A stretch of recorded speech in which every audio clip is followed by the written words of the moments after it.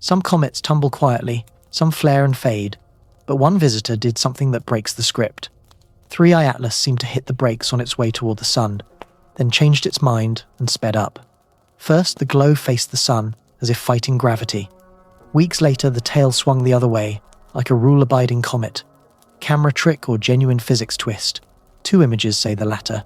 We will test that claim together, step by step.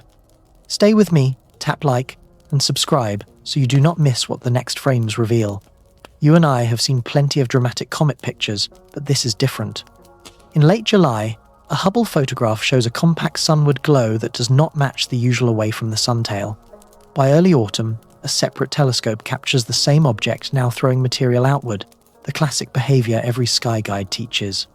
On paper, both scenes can be true if geometry plays cruel games with perspective. In practice, the flip is too clean and too large to blame on where Earth happened to be standing without asking what changed inside the source. If material blasts toward the sun, the nucleus should feel a tiny push backward along its path. Turn the spray around, and you push forward. That is rockets in miniature, written in ice and dust. The paradox begins when you try to see that push and cannot.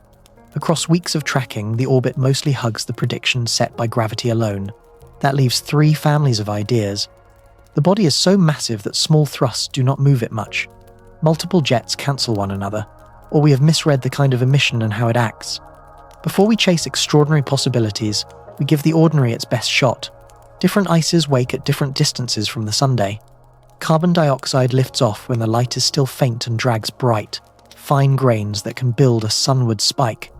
Closer in, water takes over and lofts heavier, darker dust that builds the textbook tale. A compositional switch can explain much of the before and after. The forward glow fades as that volatile thins, the outward stream rises as water dominates, and the whole scene looks as if the engine flipped. Now test that friendly story against the details. If size sorting and chemistry drive the change, color and texture in the coma should shift with time. The glow should compact when small reflective grains dominate and stretch when larger, darker grains take over. Spectra should trade stronger carbon dioxide features for water bands as the object warms. Polarized light, which is just light with a preferred direction, should rotate its signature because different grain sizes and shapes scatter differently. The more of those clues that line up, the less room remains for trickery. But even the tidy model leaves a splinter. If millions of tons of material left the object across that same span, the recoil ought to tickle the orbit at least a little. When measurements cannot find that tickle, the math corners us. Either the jets were arranged so that their push is nearly equalized, a possibility if active regions sit on opposite sides, or the object's mass is high enough to make the kick negligible. Both are allowed by nature. Both also produce predictions we will keep in our pocket as the calendar advances. This is where the story changes from a curiosity to a plan. Late October promises maximum heating and maximum activity at perihelion. That is also when the observing geometry is toughest, and brief gaps can hide brief surges. December brings better sky placement and a chance to measure whether the orbit picked up an extra nudge. Each window carries its own question. Do new regions wake? Does the grain mix change again?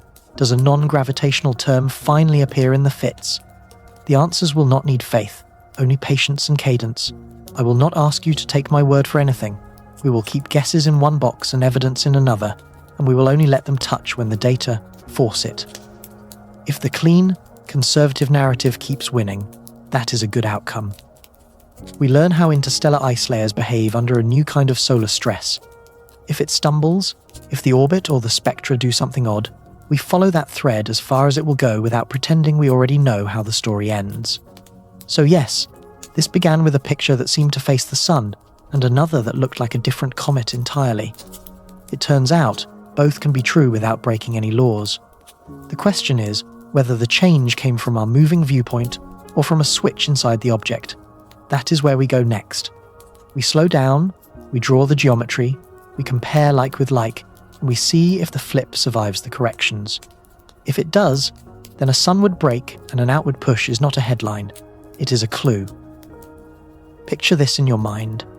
One frame from space shows a compact glow leaning toward the Sunday. Another frame, taken weeks later from a mountaintop on Earth, shows a long, clean tail streaming away from the sun like a page from an astronomy textbook. Same object, same season, same sky. Two images that refuse to agree. If this is just geometry playing tricks, then the fix should be simple. Draw the Sun-Earth-Comet triangle, correct for perspective, and the contradiction melts. If it does not melt, then something inside the visitor changed.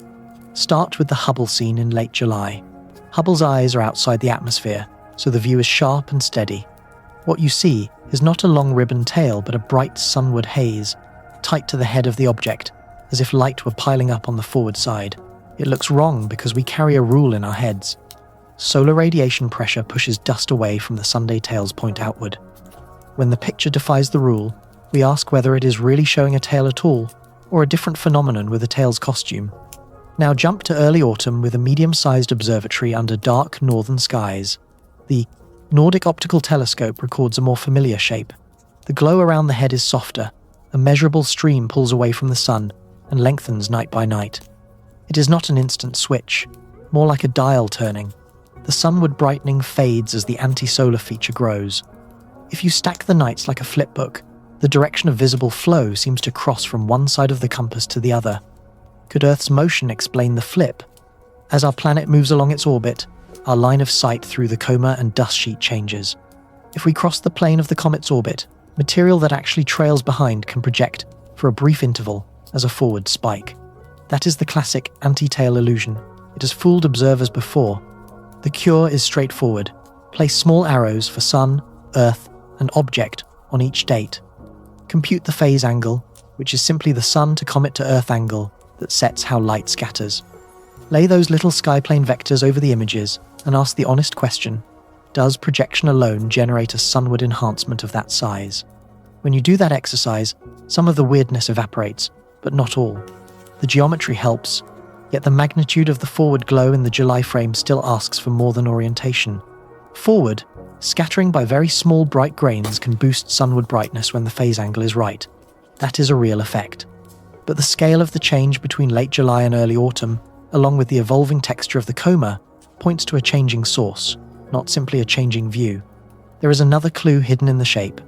The July glow hugs the nucleus, almost compact. The later tail is more extended and structured.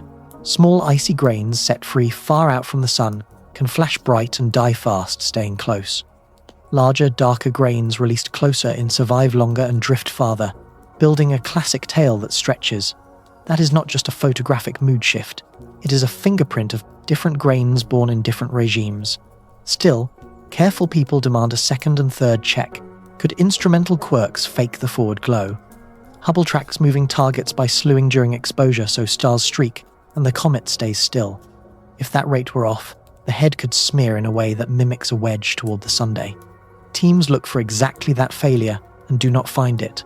On the mountain, air, steadiness, and background subtraction matter. If you choose the wrong ring to estimate sky brightness, you can carve away faint features or invent them. Independent reductions from different nights recover the same outward stream. The two cameras disagree only if you ignore their contexts. They do not. There is a final, stubborn test that belongs in any shared investigation. Ask whether the July and early autumn scenes can both be explained by a single, unchanging dust sheet left behind the nucleus, viewed from evolving angles. That model can draw a forward-pointing spike when Earth lines up with the sheet edge on. It cannot easily reproduce a compact forward brightening that fades, while a new extended anti-solar structure grows, unless you quietly swap the grain population underneath. And if you have to swap the grain population, you have admitted that something physical changed. So we land on a fair middle ground. Geometry contributed to how dramatic the flip looked. It always does. But projection does not rescue the entire contradiction. A compositional or regional switch inside the nucleus still stands on stage. Forward scattering by bright small grains likely carried the July scene.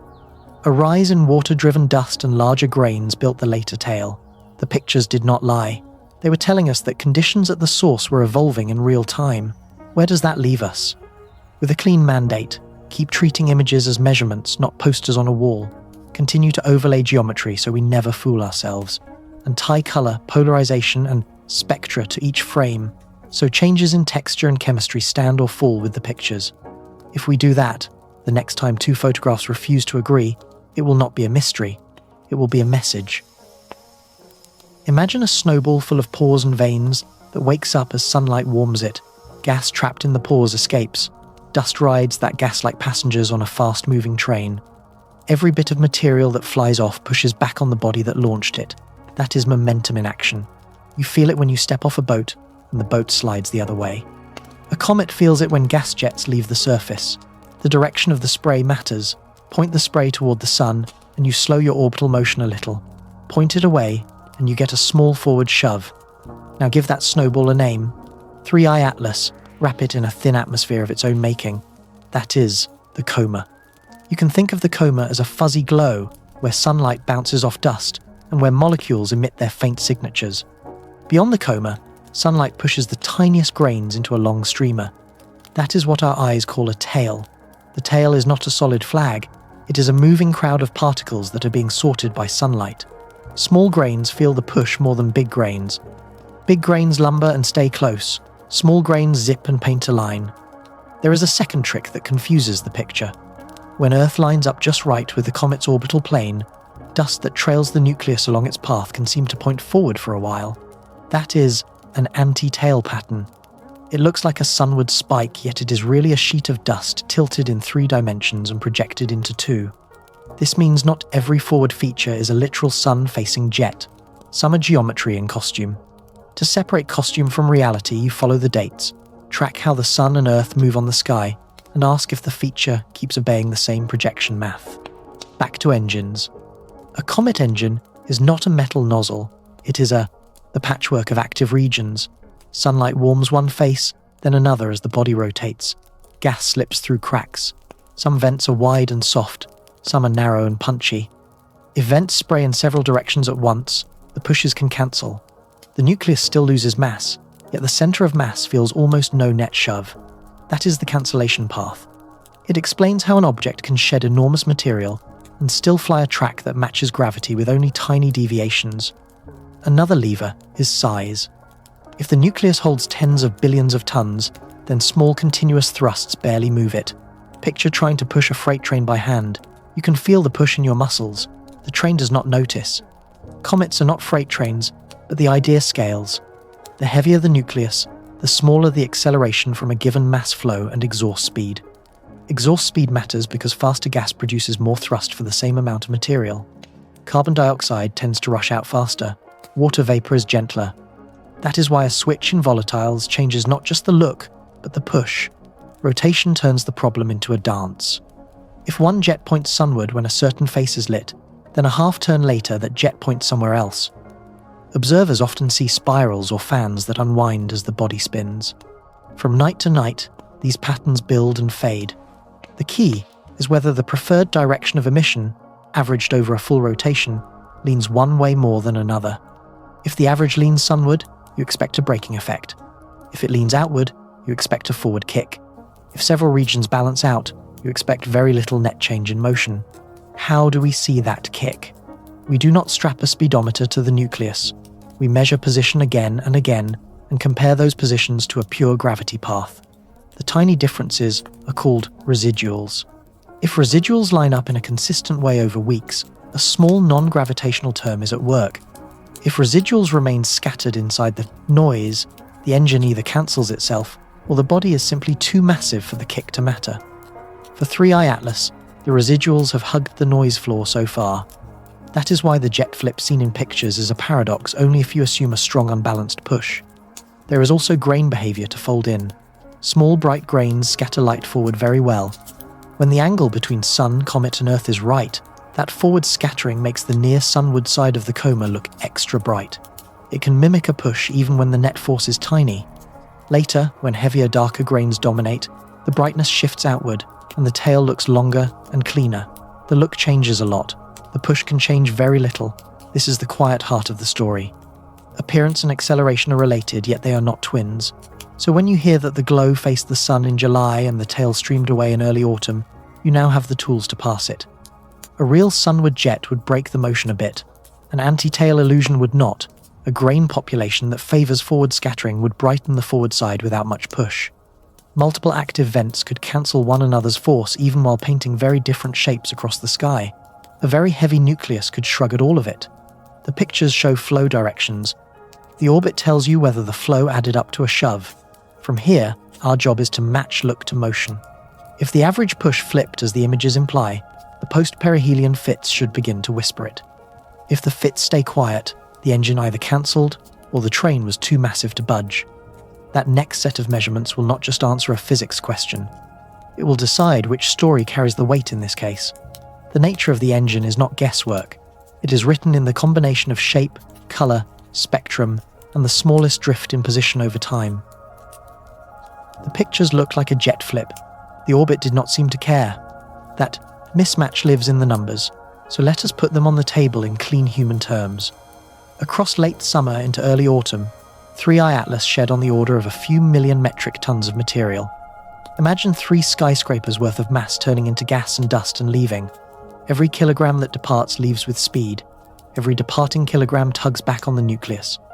Add up the departing flow and you get a steady nudge. The surprise is simple to say. Telescopes that track position night after night do not yet see a clear extra nudge. Think of thrust as a product in words. Mass per second, multiplied by how fast that mass escapes. Carbon dioxide gas can rush away at a few hundred meters per second. Water vapor tends to be slower. Dust grains that get dragged along are slower still. Multiply a plausible mass flow by those speeds, and you get a small but real push. Now, divide that push by the unknown mass of the nucleus, and you get acceleration. This is where the plot tightens. If the nucleus is very heavy, the same push barely changes its motion. If the nucleus is light, the same push should be obvious in the orbit. We can flip the logic and use the absence of a measured push as a scale. If 1,000,000 tons left and the orbit did not twitch beyond the noise, the nucleus must be hefty, or the pushes are cancelling. Run through reasonable exhaust speeds and grain mixes, and you arrive at a floor for the mass. Tens of billions of tons is a fair lower bound. Not the heaviest comet in history, not a pebble either. At that weight class, many small kicks add up to something the orbit can ignore. Uncertainties matter, so we say them out loud.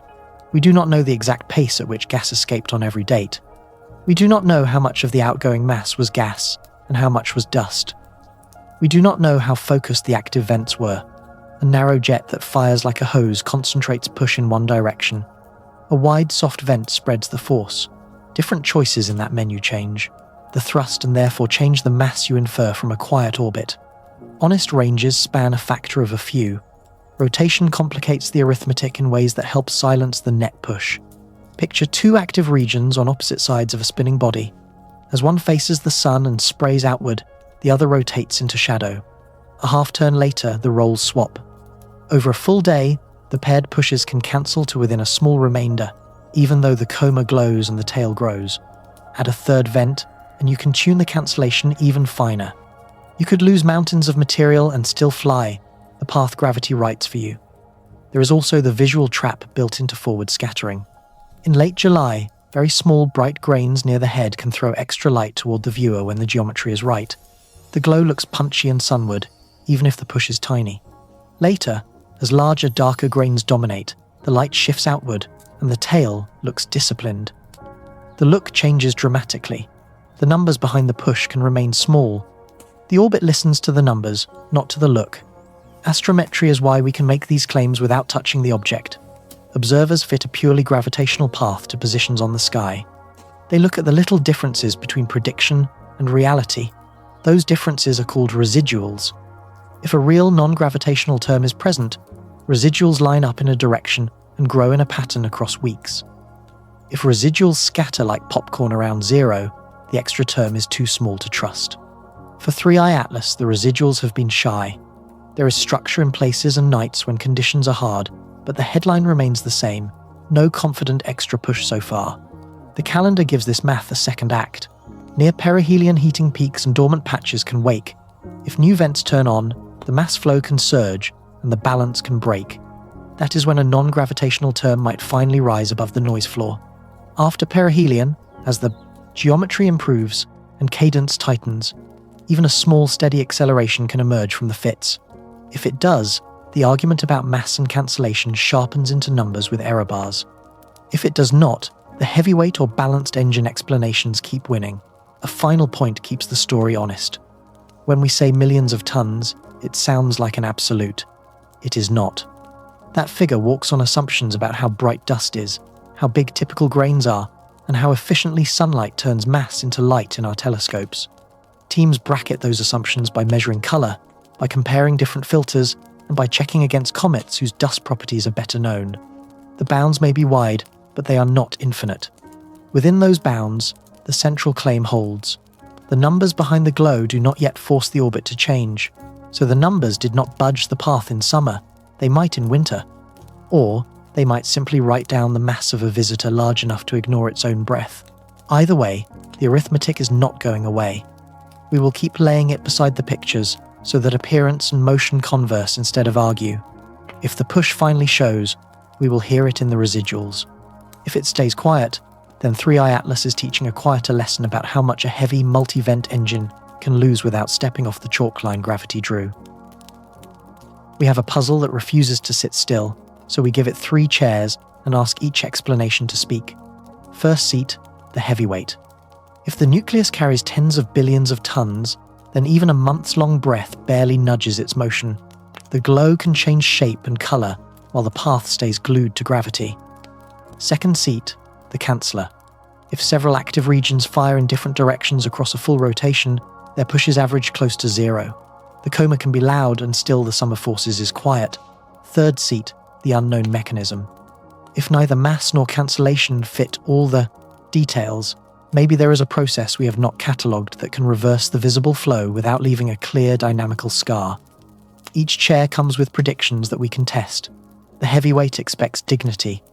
Thermal behavior should scale with size. A larger body warms and cools slowly. Its brightness rise near the sun should be smoother, and its fade slower, because it stores heat and releases it like a big stone after sunset. Radar or deep infrared might reveal a slightly larger effective size than a light tiny nucleus could fake. Astrometry will continue to whisper, not shout. Any non-gravitational term that appears should be steady and small, consistent with a gentle net push on a massive frame. The canceller speaks in patterns. Multiple vents make shapes that repeat with rotation. Spirals unwind, fans swing, and the same motifs return on nights separated by one spin period. If 2 or 3 major active regions share the load, their geometry leaves a fingerprint. Polarized light will trace it as the scattering direction rotates with the spin. Long exposures will reveal overlapping structures that fit a model with several jets, not one. Most important, the net push should hover near 0 through the season, even if individual jets look strong in snapshots. The orbit should stay near the gravity track until a new region awakens or an old one shuts down and breaks the balance. The unknown asks for caution and courage in equal measure. If a mechanism beyond simple sublimation is at play, timing may look intentional rather than seasonal. The emission axis might reorient in ways not tied to the day and night cycle on the surface. Spectra could show molecules that do not fit the expected volatile ladder as distance to the sun changes, or lines that turn on and off too cleanly to be thermal. Radio searches might hear narrow features that chemistry alone struggles to explain, and astrometry would be the referee. Any repeated, directionally coherent acceleration that lasts beyond the thermal budget of normal ices is a red flag, not proof, a prompt to look harder. So, what tests separate the 3? Start with cadence. Night after night, measure position with obsessive consistency. A heavyweight stays boring in residuals. A canceller stays boring unless the balance slips. An unknown can be boring too, which is why we stack other tests on top. Next, hunt for rotation. Secure a spin period by tracking subtle brightness modulations or repeating jets. Once you have a clock, phase fold images and spectra. Do the features recur with that rhythm? If yes, cancellation is in play. If no, and the axis seems to pivot out of phase with sunlight, the door opens to stranger readings. Composition is the third key. Early frames should favor carbon dioxide signatures if the friendly model is right, then trade places with water lines nearer the sunday. If that handoff happens on schedule and grain properties, swing from small, bright to larger, darker, the conservative story grows stronger. If bands appear or vanish in ways that ignore the expected heat map, you put weight on the unknown chair. Polarimetry is the fourth check. Grain size and shape change the angle and degree of polarization. A clean flip in polarization, consistent with a change in dominant grain population, supports the canceller or heavyweight, not magic. There is room for hybrids, and we should admit it now. A massive body can also host multiple vents that nearly cancel. A seasonal volatile switch can sit on top of both. Nature often stacks simple processes until they look complicated. Our job is to peel them apart with measurements that do not depend on a single technique. That is why we keep insisting on geometry overlays, color curves, spectra, polarization, and astrometry together. When they point the same direction, confidence follows. When they argue, the right response is not to pick a favorite story but to ask which measurement we trust least and fix that first. The calendar gives, to us, leverage. Near perihelion, dormant patches can wake abruptly and break a cancellation scheme. If the orbit begins to drift in a new consistent direction after that date, the canceller confesses. If nothing changes and residuals stay small while activity stays high, the heavyweight keeps the microphone. If a directed, time-limited push appears that outlasts what thermal models allow, the unknown raises its hand and asks for our full attention. The nights in December, when the geometry improves and the object is still active, will separate smooth from structured behavior in a way no single image can. So the stage is set. 3 chairs, 3 promises, none of which need faith to evaluate. The heavyweight tells us to expect patience and tiny residuals. The canceller tells us to expect repeating shapes tied to a spin clock and a quiet orbit unless the pattern breaks. The unknown tells us to expect timing and directions that refuse to follow sunlight and rotation, and, if we are lucky or unlucky, a small clean push that persists when it should not. Our plan is simple to say and hard to execute. Keep the cadence, keep the channels, keep speculation fenced until several lines agree. Then let the evidence choose the chair that stays occupied when the others stand up. Picture layers inside a frozen world. The outer rind is peppered with carbon dioxide ice that wakes early. Far from the Sunday deeper down, water ice waits for stronger heat. As 3i Atlas falls inward, a moving front of warmth chews through those layers like sunrise sweeping across a landscape. What looks like a single engine is really a set of switches that flip at different temperatures. The result on the sky can be dramatic. First, a compact sunward glow rich in fine bright grains. Later, a longer, darker tail, carried by heavier dust released closer to the Sunday carbon dioxide, is the sprinter in this story. It escapes at colder temperatures and expands fast. That fast outflow carves channels through the porous crust and drags tiny ice-rich grains into space. Those grains scatter light strongly toward the viewer when the Sun-Comet-Earth angle is right, which can make the forward side of the coma pop with unnatural brightness. You saw that pop in late July. It felt like defiance of the textbook rule, but the physics is ordinary and elegant. Early, volatile wakes first. Small grains flash bright. The forward side looks boosted. Closer to the sun, the baton passes to water. Water turns on later and tends to loft bigger, darker particles. Those grains survive longer, travel farther, and build the classical anti-solar tail that stretches and narrows like a windsock. The visual personality changes. The compact forward glow thins. The outward stream thickens and lengthens. Color tilts warmer. Texture looks more fibrous than fuzzy. None of that requires a miracle. It just requires the heat front crossing a boundary where a different inventory of ices and dust dominates the flow. Inside the nucleus, the switch is not a clean slice. Think porosity, fractures, and buried pockets. Sunlight does not heat deeply by magic. It diffuses inward through conduction and through gas that seeps, vents, then collapses pathways as frost redeposits. A shallow crust can behave like a shutter that opens at one temperature and slams shut at another, turning a bright region off almost as quickly as it awakened. Meanwhile, a different patch on a different slope rotates into light and begins to vent water. From far away, it can look like a single jet axis flipped, when in fact one region died while another came alive. This compositional switch makes specific promises. Spectra taken when the forward glow is strongest should show relatively stronger carbon dioxide features and weaker water lines. Weeks later, as the outward tail becomes dominant, water signatures should strengthen while carbon dioxide weakens. Polarized light should rotate its preferred direction because small, smooth ice grains and larger, rougher dust scatter in measurably different ways.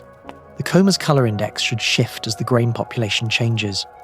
If we collect those clues and they agree, the ice switch earns the benefit of the doubt. Dynamics add a quiet footnote. Fast carbon dioxide outflow can make more thrust per kilogram than water vapor. Yet the switch to water comes closer to the sun when total activity is higher, so the momentum budget does not necessarily shrink. What matters is the balance. If early activity was strongly sunward and later activity is more symmetric or more anti-solar, the net push across months can still average near zero. That is how the orbit can ignore a spectacle of changing shapes. The look is loud, the sum of forces can be whisper quiet. Topography and rotation give the switch its stagecraft.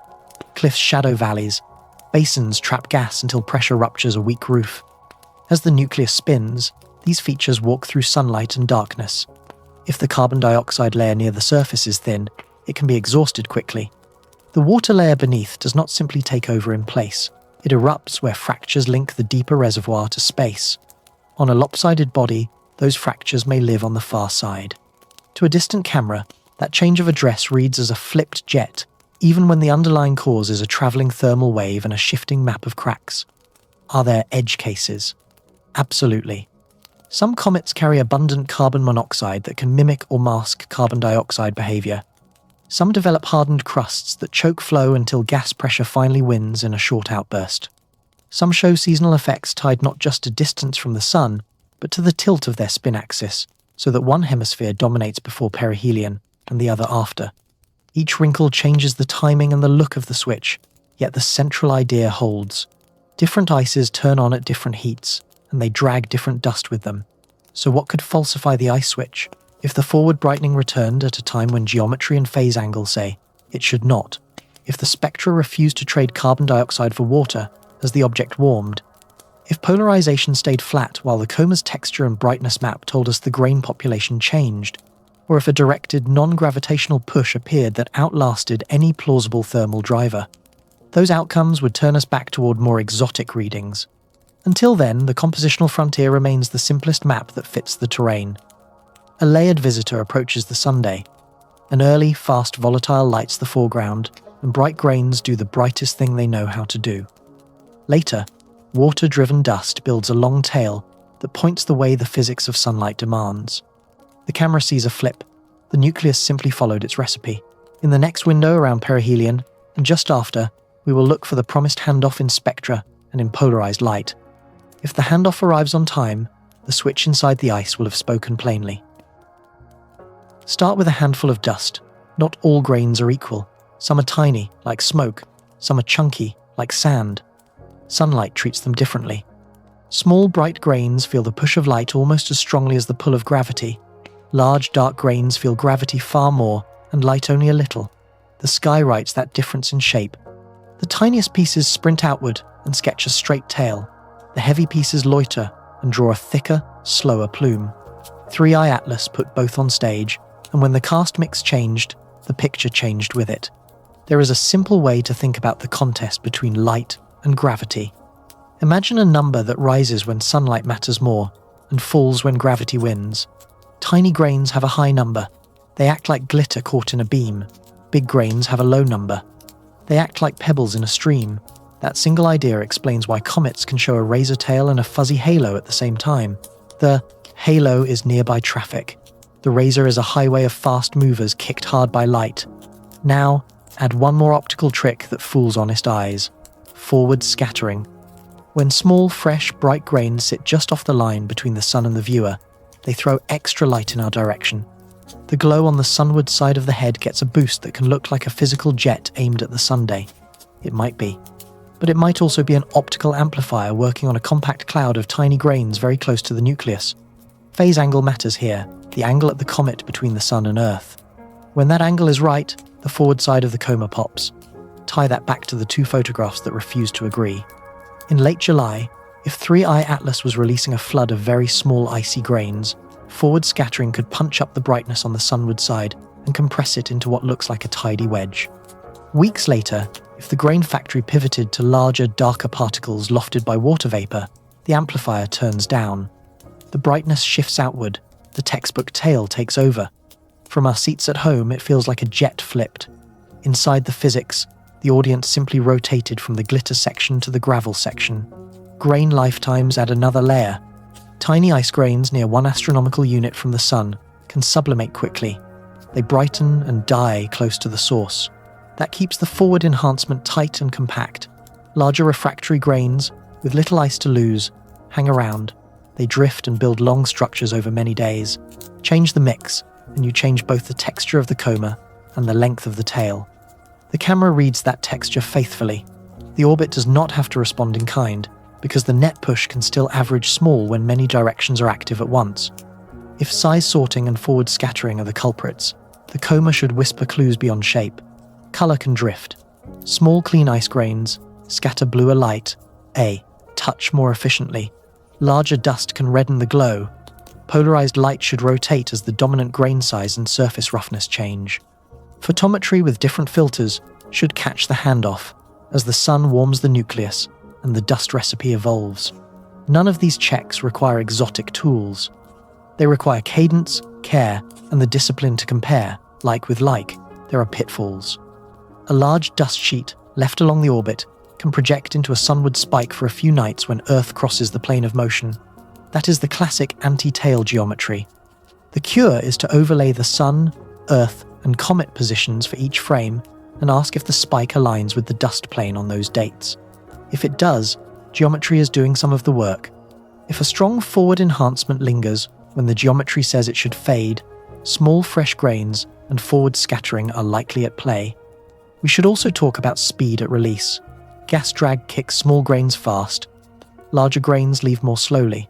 That difference changes how quickly structures grow and how sharply they turn.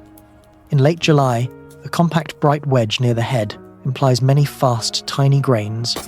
In early autumn, a longer, smoother tail implies slower, sturdier grains in greater numbers. The combination of release speed and survival time is what draws the change from a tight point of light to a flowing banner. All of this helps us resist overreading drama into every change. 3i Atlas can paint a sunward glow without any deliberate thrust. It can grow a classic tail even if the total momentum it sheds in one direction is cancelled by momentum in another. Size sorting and forward scattering are not excuses. They are the rules of the game expressed through grain physics and simple geometry. When we respect those rules, the two photographs stop shouting at each other and start telling a coherent story. So our marching orders are clear. Track color, polarization, and the way brightness falls off from the head to the tail end. Compare those tracks to the dates and the viewing angles. If the grain population is driving the show, the signatures will align. If they refuse to align, if the forward boost appears when the angles say it should not and persists across a rotation that should erase it, then we return to harder questions about sources on the surface and power under the hood. Until then, let the dust speak. It usually tells the truth. Some nights the sky tells the truth. Some nights it tells a parable about where you are standing. The art is knowing which kind of night you are living through. A comet's dust is three-dimensional, but our cameras flatten it into a page. When Earth slides along its orbit, the page tilts under our feet. Structures that were behind the nucleus can appear to lean forward. Trails that were broad sheets can tighten into spikes. That is how geometry lies without meaning to. The fix is not clever words. The fix is to draw the geometry and test it. Start with the plane of motion. Dust shed by a comet tends to spread along the path it travels. If Earth happens to cross that plane, we look edge-on through a sheet of grains. Edge-on means density piles up along our line of sight. For a few nights, the sheet can masquerade as a sunward lance. That is the classic plane crossing trick. It fooled observers long before digital sensors. It still bites when excitement outruns bookkeeping. The cure is simple to describe and tedious to do. For each image, place the sun, place Earth, place the comet, and mark the dust plane. Ask if the spike lines up with that plane on that date. Next comes the phase angle, the angle at the comet between the sun and the viewer. When that angle is small, forward scattering by tiny bright grains can boost the near sunward side of the coma. When the angle grows, the boost fades. If a forward enhancement rises and falls in step with that angle, optics are doing work that should not be mistaken for thrust. If the boost persists while the angle walks away, something in the source, not the view, is changing. Time is your other friend. Projection effects tend to evolve smoothly as Earth and the comet march along their orbits. A flip that appears sudden may be a flip that we sampled coarsely. The way to tell is cadence. Stack nights close together and track the feature as it shifts. If the direction glides from forward leaning to outward in a steady sweep that matches the changing phase angle and plane crossing, geometry is the main actor. If the change is lopsided, if the forward brightening collapses while a new outward structure grows from a different location, you are watching the source change, not only the view. There is a diagnostic that rarely lies. Follow individual features as they move away from the nucleus. Dust released at one moment should flow outward along predictable curves set by sunlight and gravity. If a forward wedge is only a trick of projection, the material within it will still drift along the same family of paths as material in the normal tail once it leaves the head. If instead the forward region shows different speeds, different curvature, or a different birthplace on the nucleus, you have crossed from geometry into physics. Polarized light adds another layer of honesty. The direction and degree of polarization depend on the scattering angle and the grain properties. If a forward spike is nothing but a plane crossing, the polarization pattern rotates and strengthens in the way a thin sheet would demand.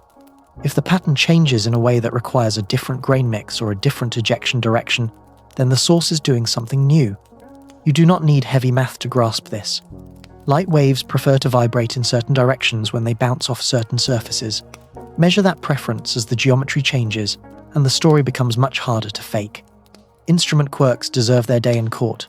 A telescope that tracks a moving target must move during an exposure.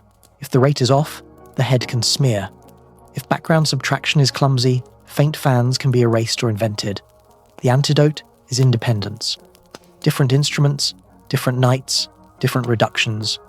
When multiple teams align on the same forward enhancement and later on the same outward stream, with geometry overlaid and errors hunted, the case against a mere viewing trick grows strong.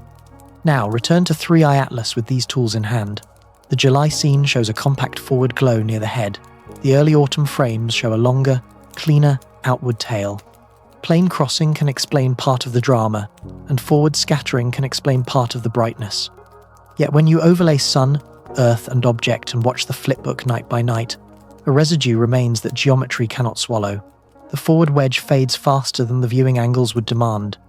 The outward structure grows from shapes that suggest a new active region. The change does not read like a single sheet viewed from a new seat. It reads like different material from different sources taking over. This does not outlaw geometry, it simply puts it in its lane. Projection effects color almost every comet image. They amplify and they soften. They can even impersonate a jet for a few nights when the dust sheet and the earth line up just right. But they cannot invent spectral handoffs between carbon dioxide and water. They cannot rewrite polarization maps without help from the grains. They cannot summon a fresh tail from a different corner of the nucleus on schedule with rising heat. So, when should we say, geometry lied? When the plane crossing and phase angle explain most of a forward boost, and when features flow along expected paths after leaving the head. When should we say geometry told the truth? When, after all the overlays and cadence, a forward flare still requires a new source or a new grain mix to exist. 3i Atlas leaves us with the second sentence more than the first. The pictures did not flip only because we moved. They flipped because the object changed what it was throwing into space. That is not a trick of vantage. That is a clue about the engine. Time is not background in this story. Time is the main character that keeps walking toward a door and daring us to be there when it opens. Late October brings perihelion, the closest pass to the Sunday heat peaks. Stress peaks. Outgassing wakes new regions or breaks old ones. It is also the hardest geometry for observers. The object sits near the sun, on the sky. Daylight bites the night. Windows shrink to thin slices of dawn and dusk. What we learn in those slices will decide which explanations survive November. Ground telescopes live by angles. The sun must be well below the horizon to lower the sky glow. Yet the comet must sit high enough to escape the thickest air. That narrow overlap moves a few minutes each night. Miss one window, and you lose the step in a dance sequence you cannot reshoot. Space telescopes live by safety cones. Point too close to the sun, and you risk the instrument. Point too far, and you miss the moment. Every schedule is a compromise between risk and reward, and perihelion punishes sloppy planning. We shape a plan that rides the calendar instead of fighting it. In the run-up to late October, cadence matters more than depth. Many shorter visits beat a few heroic exposures. The goals are simple to say. Track the shape of the coma night by night so we can watch any flip as it happens, not as a jump cut. Track color so we can see a fresh grain population take the stage. Track polarization to catch the scatter pattern rotate if the dust changes. Track position with obsessive consistency, so any extra push has a chance to rise above the noise in the fits. Perihelion itself is not a night so much as a passage. The hours around closest approach will push the nucleus hardest. Dormant fractures can open, weak roofs can fail, short outbursts can sketch. fans that appear and fade between dinner and midnight. That is why we pair wide-field eyes that never blink with deeper instruments that pounce when an alert hits. The wide-field eyes protect us from missing the flash. The deep instruments measure what the flash was made of, even if the target is low and the air is restless. Then comes the blackout that is not really black. Geometry can shove the comet so close to the sun on the sky that many facilities stand down. Some space assets can still work at larger solar angles if the risk is acceptable. Radio arrays are not bothered by twilight in the same way and can listen when optics must look away. The point is simple. If we cannot look straight, we look sideways. If we cannot watch every hour, we orchestrate handoffs so the gaps are brief and predictable. The universe does not owe us convenient hours. We build the coverage anyway. December is the second act that tests whether motion noticed the spectacle. Earth closeness comes with better placement on the sky. The object is still within reach, yet far enough from the sun that nights lengthen and tracking stabilizes. This is when astrometry earns its keep. If a non-gravitational term exists, steady and small, repeated positions will let it climb out of the scatter. If the term appears only after perihelion, we know the balance of forces changed when the heat peaked. If it does not appear at all, the heavyweight and the canceller keep the lead. Spectroscopy gets a cleaner shot in December too. With better elevation, we can stretch exposures and push for fainter lines. If water bands strengthen as expected while carbon dioxide fades, the compositional switch speaks again. If the ratios lag or misbehave, we revisit what we thought we knew about layers, fractures, and seasonal timing. Polarimetry becomes easier as well. A wider sweep of phase angles across the month lets us separate geometry from grain properties with fewer assumptions. The plot is not only brighter, it is better sampled. The calendar also serves as a lie detector. If you claim a controlled maneuver, you must show timing that ignores thermal budgets. You must show a direction that cares more about intent than about where sunlight falls. The hours around perihelion and the weeks after provide the cleanest test. A deliberate push should not mimic a messy rise and fall tied to heat and rotation.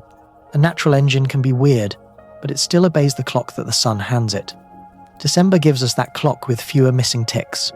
All of this is a long way of saying that dates are not trivia in a lower corner of the screen. Dates are physics. Late October is where materials and stress write their loudest lines. December is where motion and composition tell us what those lines meant. Between them sits a valley, where geometry snarls the view and patience does the heavy lifting. The plan is to accept the valley, not curse it, and to make the most of the slopes on either side. So mark the run-up to perihelion with quick looks that stitch into a movie. Mark the hard days with coverage that never assumes a quiet sky. Mark December with precise positions and spectra that respect the longer nights. If the flip in the pictures came from a flip in the source, these windows will say so. If geometry did more of the work than we gave it credit for, these windows will say that too. The calendar is not a backdrop. It is the script, the comet, and our tools will read aloud together. So what if it is not a camera trick? Could a visitor really tap the brakes near the sun, then pivot and floor it on the way out? If that sentence raised your heartbeat, good. Now take a breath, because claims like that come with homework. We are allowed to ask bold questions. We are not allowed to skip the hard tests that keep us honest. Here is how a controlled maneuver would have to look if nature did not write it. First, timing that refuses to care about heat. Natural vents obey sunlight. They swell with daylight and relax with darkness. They roar as the object nears perihelion and quiet as it recedes. A controlled push would not follow that clock so neatly. It might turn on when the surface is cold. It could last longer than buried ice can sustain. If the thrust timeline ignores the thermal budget, we raise an eyebrow. Second, direction that ignores the spin. Real jets live in real places on the surface. As the body rotates, those jets sweep around, and the average direction over many spins is tethered to where the sun hits. A controlled system could reorient without waiting for dawn or dusk. If the apparent thrust axis snaps to a new heading out of step with rotation and illumination, the case grows louder. Third, size and steadiness of the push. Sublimation delivers a messy force that jitters with rotation and topography. A controlled system can produce burns that are smoother or crisply segmented. The orbit would start to show residuals that stack in one direction for days and weeks, not a random walk that averages away. If the non-gravitational term rises after perihelion and then decays in a way that does not match any reasonable outgassing model, That is not proof, but it is smoke worth following. Fourth, chemistry that does not fit the menu. Comets advertise water, carbon dioxide, carbon monoxide, and a zoo of familiar fragments. A maneuvering system might vent different exhaust or very little exhaust at all. Spectra could show odd molecular ratios or narrow features that look engineered rather than thermally smeared. Radio receivers could hear narrowband tones or irregular bursts that sit in places chemistry rarely occupies. Silence would not kill the idea, but strange lines would light it up.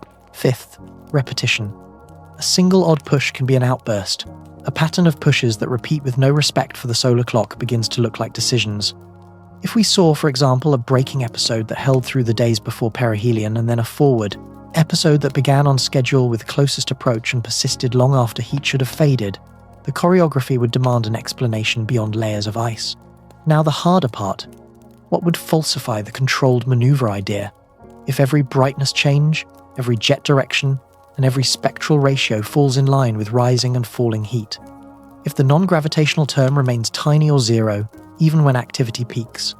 If the few hints of acceleration that do appear line up with a rotation period and vanish when a putative vent rotates into night. If the radio sky stays quiet and the infrared lines tell the same old story about water taking over from carbon dioxide near the sunday. Each of those is a pin that deflates the exotic story. So what measurements matter most right now? Cadenced astrometry across the weeks after perihelion, because motion is the ultimate referee. If a clean, steady drift away from the gravity track appears and lasts longer than any plausible sublimation tail, we listen. High-quality spectra in the near-infrared, because that is where water and carbon dioxide write their signatures with force. If the handoff from one to the other lands on schedule, the conservative model keeps its crown. If it does not, we reopen the file. Polarized light maps during the flip, because grain properties are either changing with heat as expected, or they are not. And radio listening during the hardest optical nights, because a narrow tone heard when cameras cannot stare would be a wild card. We also set traps for our own minds.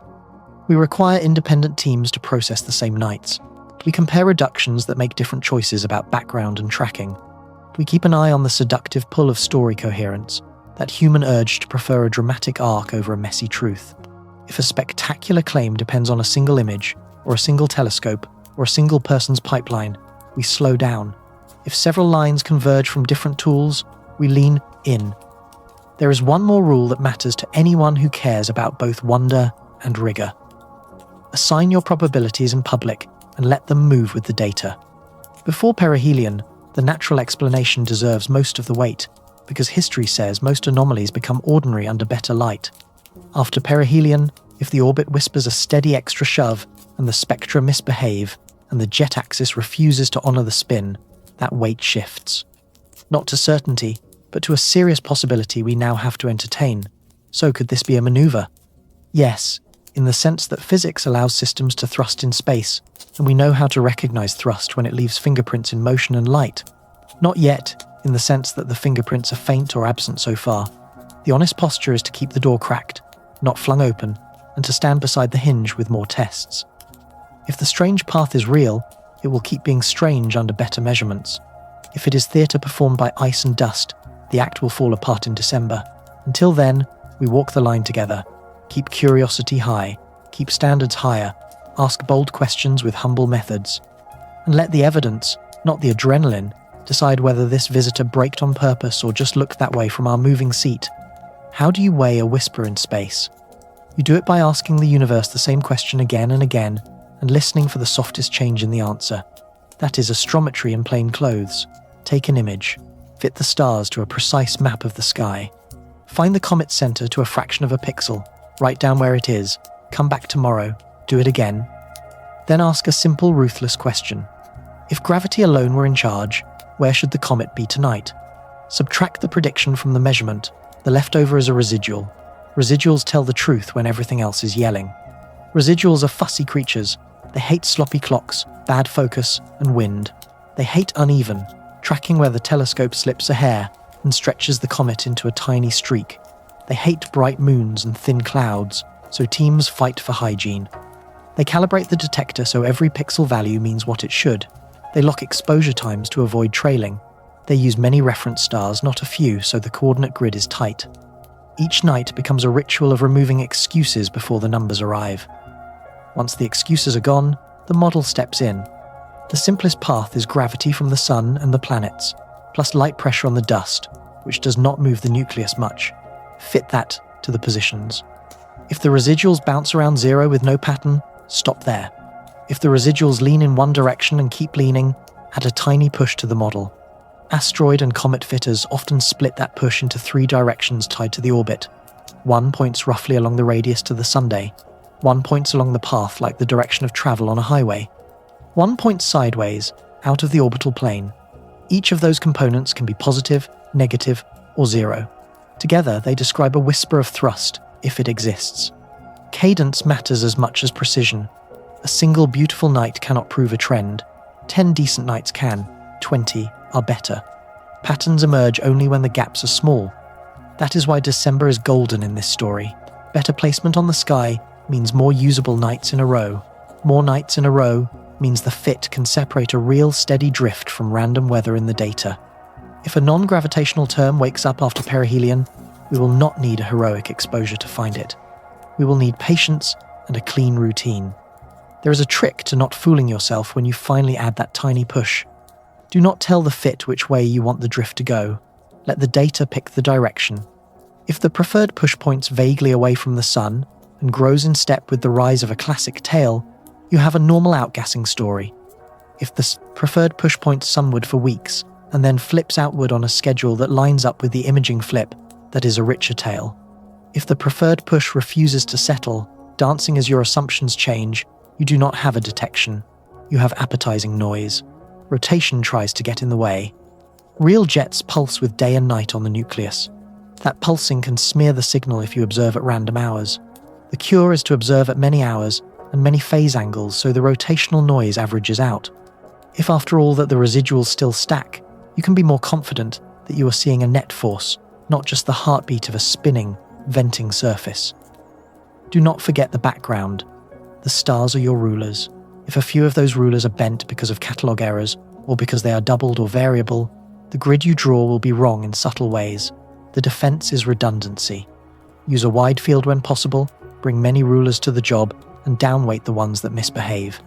When 2 telescopes with different cameras and different fields produce the same nightly positions to within a hair, trust deepens. When 3 line up, the hair becomes a rope. Even then, declare your limits. State the typical error on a single position in arcseconds, translated into kilometers at the comet's distance. Admit that on windy nights the error grows. Admit that twilight creeps into the background and makes the center harder to find. The point is not to apologize. The point is to box the uncertainty so the audience knows where the claim can stand and where it cannot. Confidence comes from saying out loud how the measurement could fail and showing why you do not think it did. There is one satisfying moment that all this drudgery builds toward. The first time the fit improves when you add a push that points the same way for many nights. The numbers tell you the drift is small but real, not meters per second every hour, more like a thread of acceleration that only emerges when you stack many days end to end. That thread, if it appears, does not tell you what the engine is. It tells you there is an engine worth characterizing with spectra and polarimetry and every other tool we have. If the thread never appears, that is also an answer.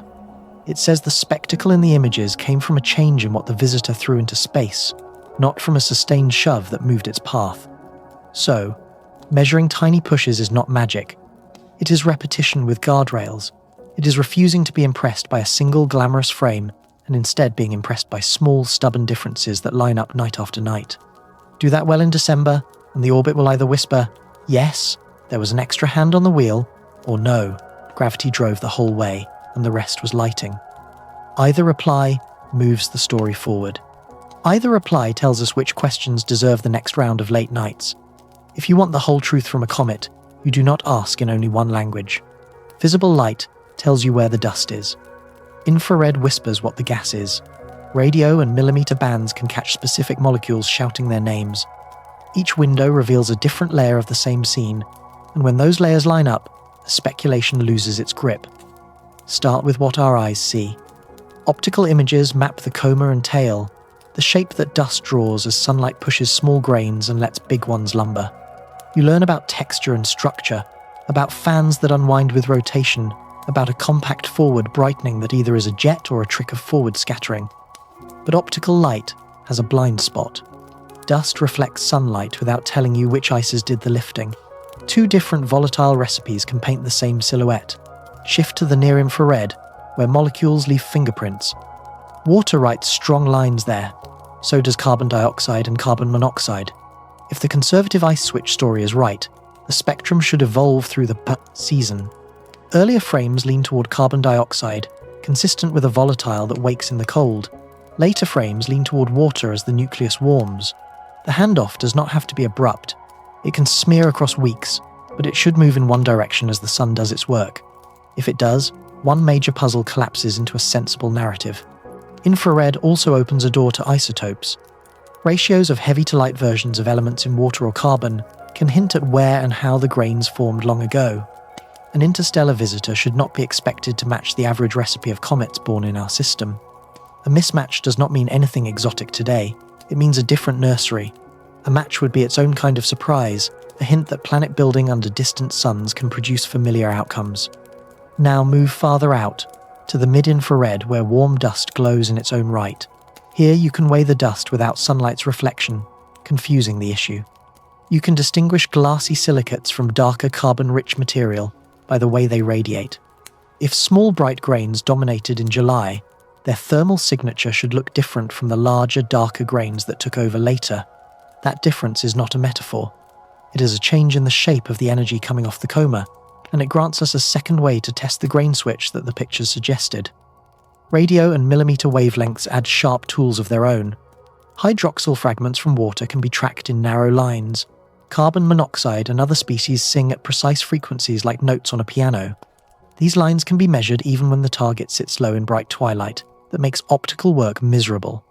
If the water bands rise after perihelion while carbon dioxide and carbon monoxide fade in step, the timeline locks into place. If a line stays bright longer than any thermal model permits, the timeline breaks and the door opens to a different kind of engine. There is also the possibility space we seldom talk about out loud. Artificial systems tend to be narrow and intentional. If a non-natural transmitter existed, it would paint a thin line or a patterned burst, not a broad, noisy smear. The expectation is near silence. But disciplined listening during the hardest optical nights is cheap insurance. It lets us say not only what we saw, but what we did not hear, and that negative result is evidence too. The magic happens when you stack these windows together. A forward glow in July is ambiguous and visible light. Pair it with an infrared spectrum rich in carbon dioxide and a thermal signature of small, bright grains, and it becomes a strong case for an early volatile regime doing exactly what physics predicts. The long outward tail in early autumn is just a picture, until you add water lines that strengthened, polarization that rotated, and a radio line that tracked the outgassing budget. Then it is a story with a spine. Cadence still rules. One heroic spectrum cannot trace an evolution. Many modest spectra, spaced across the run-up to perihelion and through December, can. Even 2 or 3 well-placed nights at each wavelength, chosen to bracket the suspected handoff, will do more than a single deep exposure. Think of it like a heartbeat monitor. You do not need infinite resolution. You need the peaks and valleys in the right order, and coordination matters. A night that delivers optical morphology, near-infrared composition, and a radio line together is worth twice as much as 3 nights spread far apart. On such a night, you can connect dots without guessing. You can say the texture changed at the same time. The chemistry changed at the same time the outgassing rate changed. That is what it takes to shut the door on projection and confirm a physical flip inside the source. So what will different wavelengths confess if we listen well? They will tell us whether the flip in the pictures rode on a flip in ices and grains, or whether something less ordinary must be at work. They will tell us if December's path felt a steady push that matches water-driven venting, or if it felt nothing at all. And if by chance they tell us something that does not fit any of our menus, they will tell us exactly where to look next. That is how you turn curiosity into clarity without losing the thrill of the chase. Light is not just brightness. It has a preferred wiggle that can point in a direction, and that preference carries secrets. When sunlight hits tiny grains, the scattered light often becomes polarized, which simply means its vibrations line up more in one direction than another. Measure how strong that alignment is and which way it points, and you can learn the size, shape, and surface texture of the grains without ever touching them. That turns an image from a postcard into a lab test. For a comet whose look has flipped, polarization can tell us whether the cast of grains truly changed. Start with intuition. Imagine throwing pebbles into a pond. Ripples radiate outward in circles, but if the shore squeezes the ripples, you get an oval. Polarization is the sky's version of that squeeze. Small, smooth ice grains push the light's wiggle into one pattern. Larger, rougher dust pushes it into another. The angle between sun, comet, and Earth sets the stage. Astronomers call that angle the phase angle, and it controls how strong the polarization should be if the grain mix stays the same. Vary the angle, watch the pattern, and you can tell when the grains stopped behaving like last week's grains.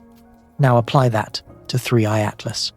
In late July, the forward brightening was tight and sunward, consistent with many small bright grains. Those grains tend to produce a particular polarization curve that rises with phase angle up to a peak and carries a subtle color tilt. Weeks later, when the outward tail stretched and darkened, larger refractory grains likely took over. They produce a different curve with a different peak and a different color tilt. If polarimetry tracks the move from one curve to the other during the same window when the picture's flipped, the case for a physical switch strengthens. There is a clean diagnostic buried in the direction of polarization itself. In a simple, symmetric coma, the polarization vectors tend to wrap around the nucleus like concentric arcs. Strong jets and anisotropic grain release distort that map. If the July images were a pure geometry trick, the polarization map should remain consistent with a static dust sheet seen from a changing angle. If instead, the July map shows compact, high polarization near the forward side, and September shows a broader, rotated pattern aligned with a new tail axis, you have caught the dust population evolving in place. Color adds another layer of truth-telling. Measure polarization in two bands, one bluer and one redder. Small, clean ice grains often enhance polarization more in the blue. Larger, darker grains can flatten that difference or even invert it. A change in the color dependence of polarization across the flip would be hard to blame on viewing geometry alone. It would shout that the grain surfaces and sizes changed, which dovetails with a volatile switch from carbon dioxide-rich activity to water-driven dust. Rotation tries to complicate the picture, but it also gives us leverage. As the nucleus spins, jets swing. Polarization hotspots will rotate with them. Track those hotspots over several hours and phase fold by the spin period, and you can separate a rotating structure from a global change in grain properties. If the forward enhancement in July rides with a rotating hotspot, and if that hotspot fades while a different region lights up along the anti-solar axis later on, the polarization movie becomes a tight narrative of one region shutting down while another wakes. There are traps we must avoid. Bright stars in the field can bleed into the coma and corrupt the vectors if the reduction is careless. Twilight and low elevation can bias the sky polarization that instruments must remove before analyzing the comet. The antidote is boring discipline. Calibrate with standard stars that have known polarization. Map and subtract the sky pattern carefully. Cross-check instruments on different nights. Polarimetry is powerful, but it is unforgiving when shortcuts creep in. Why chase all this when images already show a flip? Because polarization is less easily fooled by projection. Geometry can make a sheet look like a spike, but it will not readily fake the grain size signature that polarization encodes. A forward spike born of plane crossing should carry a pattern consistent with a thin edge on dust sheet populated by the same grains as before. A spike born of fresh, small ice grains will imprint a stronger, more compact polarization signal with the color bias those grains prefer. That is the difference between a mirage and a message. The payoff goes beyond yes or no. Polarization can estimate typical grain sizes and how porous they are. Fluffy aggregates polarize differently than compact beads. If 3I Atlas shifted from fluffy bright ice clumps to denser, darker dust, polarization will not just say a change happened, it will describe the new cast. That description feeds back into dynamics, because fluff rides the gas differently than rockier grains.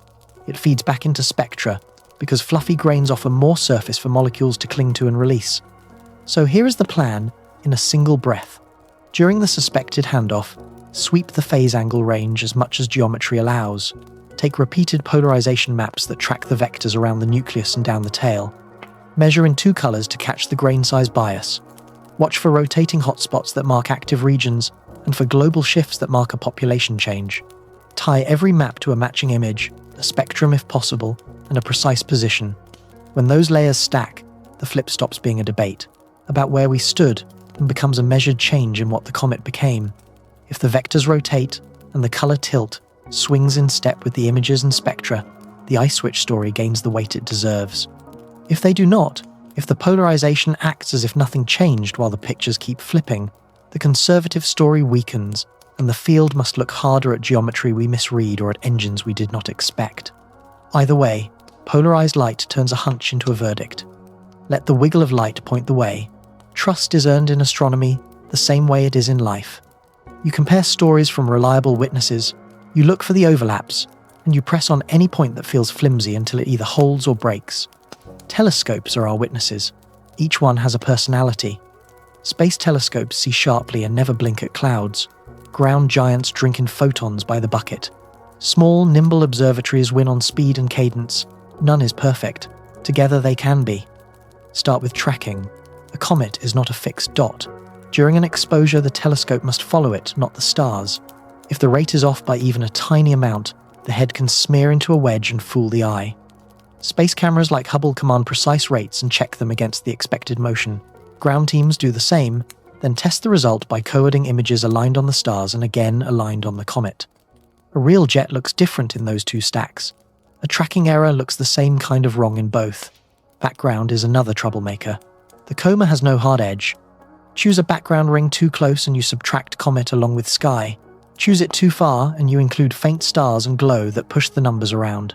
The cure is repetition and independence. Two teams reduce the same frames with different background choices. If both recover the same tail axis and the same forward enhancement, confidence grows. When a third instrument on a different night finds the same geometry, the result moves from plausible to solid. Resolution cuts both ways. Space images are crisp, which makes compact features obvious, but can hide very faint, extended structures if exposure time is short. Ground images are blurred slightly by air, which can soften sharp jets but often reveal long, low-surface brightness tails with deep integrations. Cross-checking the two tells you whether the forward brightening in July was a small, high-contrast feature near the head or the tip of a broader structure. In this case, the compact look in space and the longer growth from the ground align into a timeline rather than a contradiction. Filters matter too. Dust scatters light across colors differently than gas emits it. Imaging the same night through blue, green and red bands lets you tease apart continuum from emission. If a forward wedge pops more in bands that favor dust and less in bands that favor specific gas lines, you learn what you are actually seeing. Spectrographs then step in and remove doubt by measuring the lines directly. A night that pairs multicolor images with spectra is worth far more than either alone because it ties shape to chemistry without guesswork. Polarization adds a skeptical friend to the group. It is hard to fake a polarization pattern with instrumental quirks. If a forward enhancement is real and grain-driven, polarization maps from different telescopes should draw similar vector fields, even if their absolute scales differ a little. When they do, you know you are watching a change in the scatterers, not an artifact of focus or seeing. Timing rounds out the cross-check. A single dramatic frame can be an outlier. A sequence that shows the forward glow fading, while the outward tail strengthens makes a stronger case. When different observatories with different weather and schedules trace the same rise and fall on overlapping nights, the pattern stops being a rumor and becomes a light curve you can trust. None of this excuses sloppiness. We still interrogate the cameras. Are pixels flat-fielded so that dust on a filter does not imprint fake features? Are bad columns masked? Are saturated stars bleeding into the coma? Are twilight gradients removed cleanly on the tight perihelion mornings? Every yes lowers the noise floor on the final verdict. Every no prompts a do-over or a weighted-down vote for that frame in the combined analysis. There is a deeper reason to insist on cross-checks beyond catching mistakes. Different instruments are sensitive to different truths. A small telescope with a wide field might be the first to notice a faint, broad dust sheet that hints at plane crossing. A big telescope with a narrow field might be the first to resolve a compact sunward enhancement that screams fresh small grains. A radio dish might hear water fragments, even when glare beats the optical cameras. Stack those truths, and you get a three-dimensional picture where any single view would have been flat. So, where does this leave the flip that started our story? After rates, backgrounds, filters, spectra, and polarization, the forward brightening in late July remains a compact near-head feature that fades on schedule as an outward tail grows through early autumn. No plausible cocktail of tracking errors, sky subtraction, or seeing can conjure that sequence across platforms. The disagreements that remain are smaller and helpful. How steep was the brightness fall off? How fast did the tail lengthen? How exactly did color drift with time? Those details tune models. They do not erase the main act. Trust, but verify, is not a slogan to close debate. It is the operating system that keeps curiosity honest. We invite instruments to argue until they agree for good reasons. Then we take the agreement seriously. In this case, the agreement is clear. The cameras did not lie. The sky changed. What remains is to trace the chain from layers of ice and veins of dust inside the nucleus to the shapes we saw and the pushes we did or did not measure. With the witnesses lined up and their stories synced, the next answers will not be guesses. They will be earned. Ideas have orbits. Some drift quietly through the community. Some pass close to our pride and raise tides that move careers. When a sky mystery appears, the social gravity turns on. Big voices frame the story. Headlines chase the spiciest angle. Funding committees watch the public mood. Students choose thesis topics that feel hot. None of this is evil. It is simply human. And if we pretend it does not exist, we give it more power over our judgment. Speculation is a double-edged tool. Bold claims can bring telescopes and attention to a target that would otherwise slip away. That is the good edge.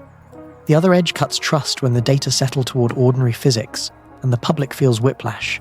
People remember promises that smoldered into maybe not. Scientists remember which projects rode hype and which rode careful evidence. Both memories shape what gets funded next season. There is also the reputational economy. Some researchers build careers on caution and method. Others build on daring and narrative.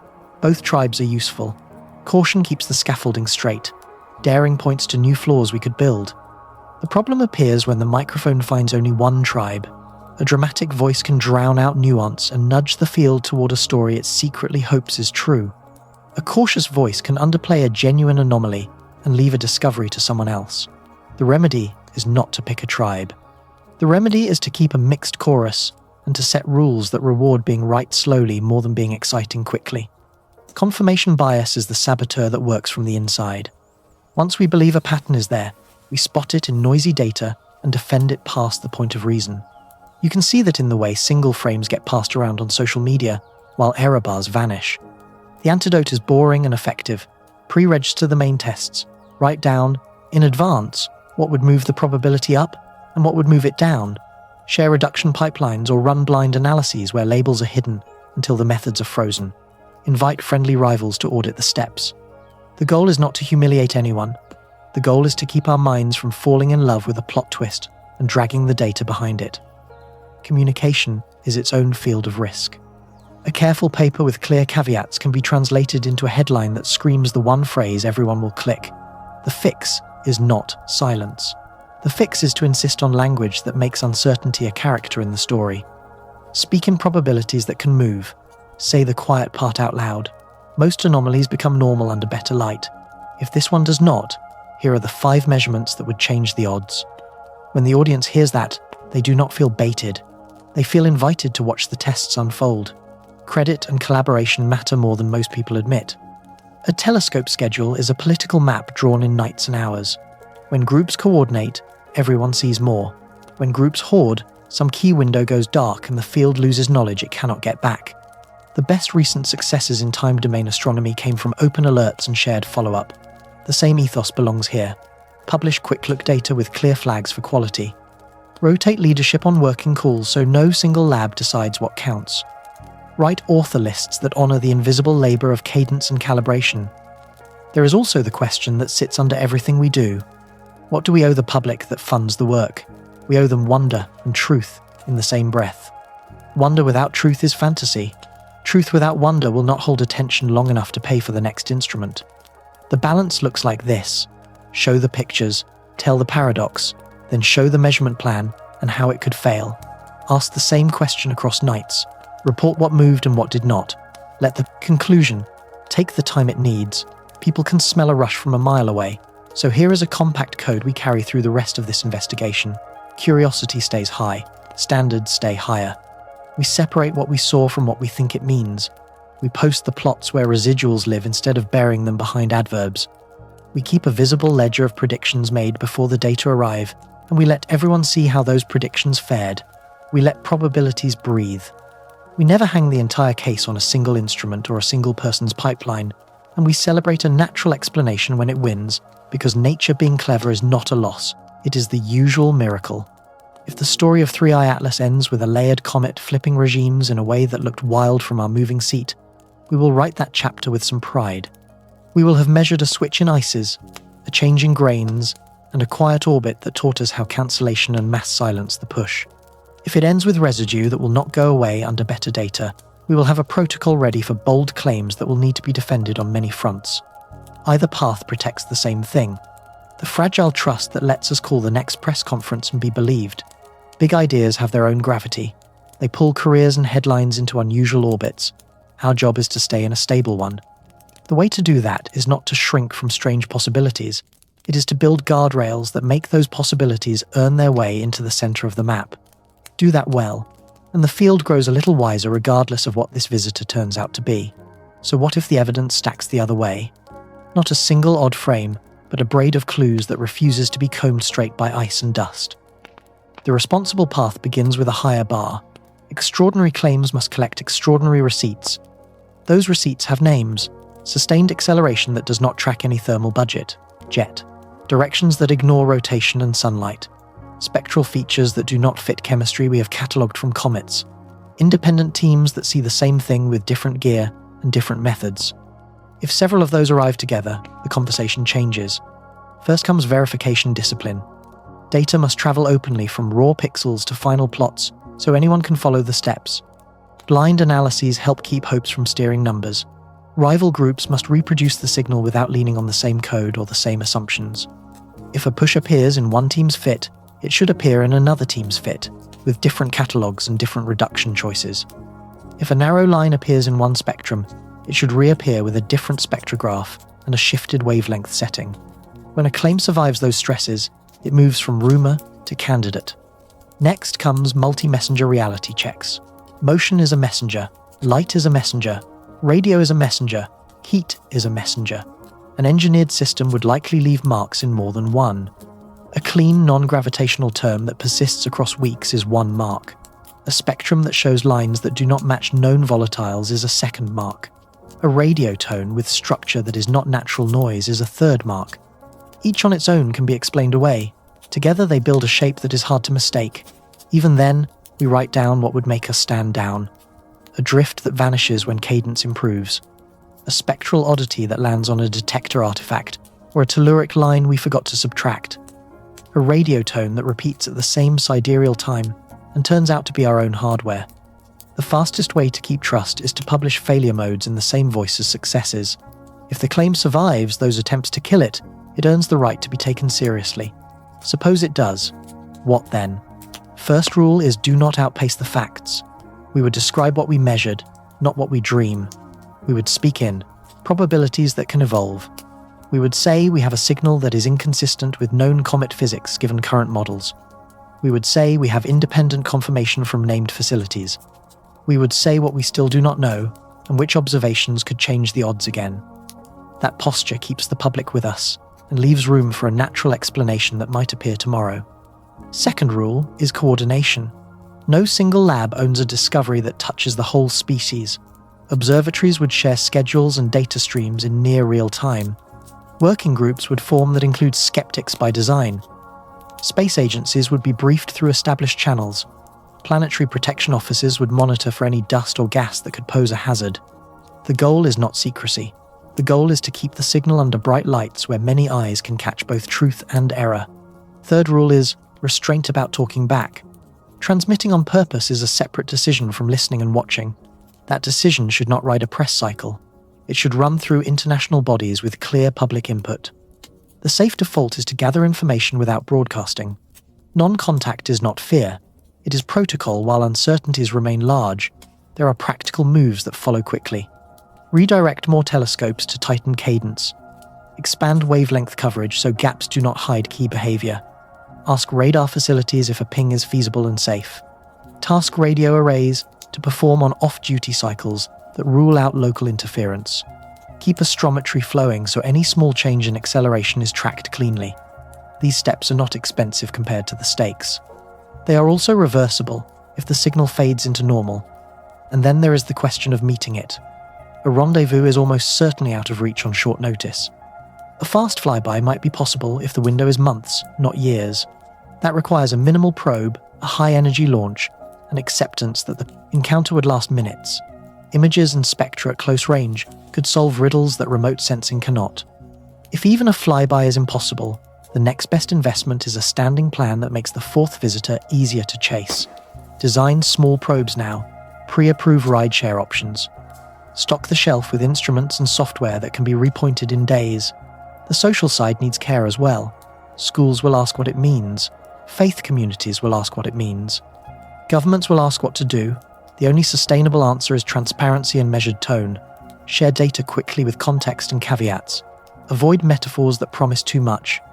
Do not hand the narrative to rumor. Keep wonder alive while letting uncertainty breathe. People can handle suspense if they feel invited into the process rather than managed by it. Finally, widen the frame. If not natural, then we have learned at least two things.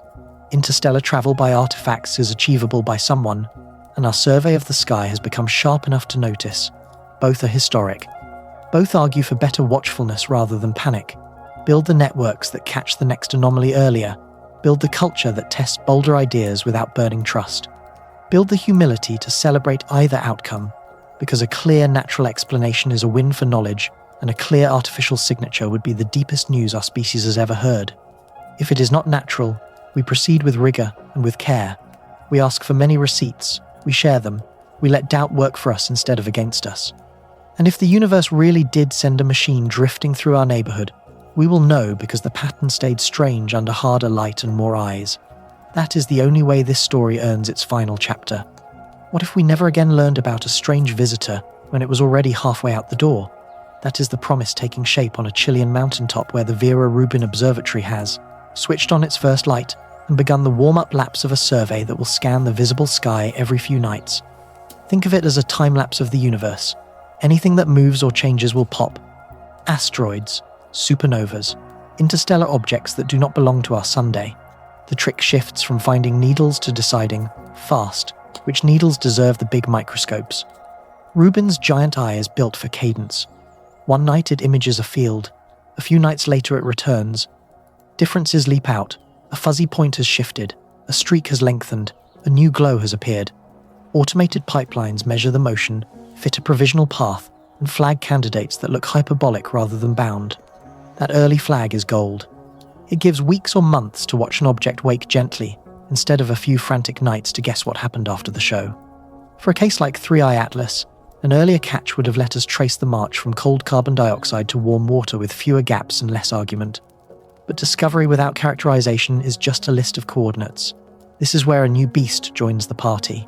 The foremost spectroscopic facility has opened for business with an industrial-scale superpower.